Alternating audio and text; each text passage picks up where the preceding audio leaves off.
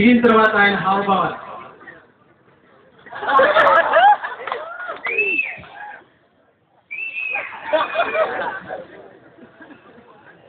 ఎవరుంటారు actually important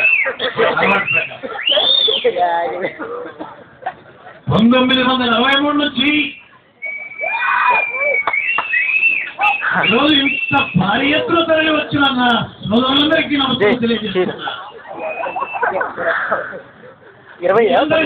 ఫలితమే ఈరోజు ఈ రాష్ట్రంలో కాదు ఈ దేశంలో వెలుగులని చెప్పి మీకు సవినయంగా మనవి చేస్తున్నా. అందరికీ మెలు చేసే కార్యక్రమాలు చేస్తున్నాం. ఈ ఒక్కరికి అన్యాయం చేయం, ఒక్క చంద్రబాబుకు తప్ప.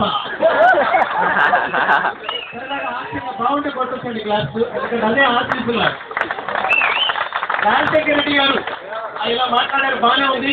చంద్రబాబు నాయుడు గారు కూడా ఆయన ఒక హెలికాప్టర్లో వస్తారు, ఎందుకంటే ప్రోటోకాల్ ప్రకారం ఇద్దరిని పిలవాలి కాబట్టి. ఆయన వస్తున్నారు, ఆయనలా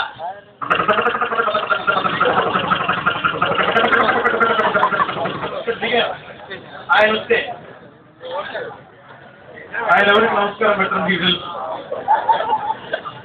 ఈ రోజు మీ అందరినీ చూస్తుంటే చాలా ఆనందంగా ఉంది. రేపు రాబోయే రోజుల్లో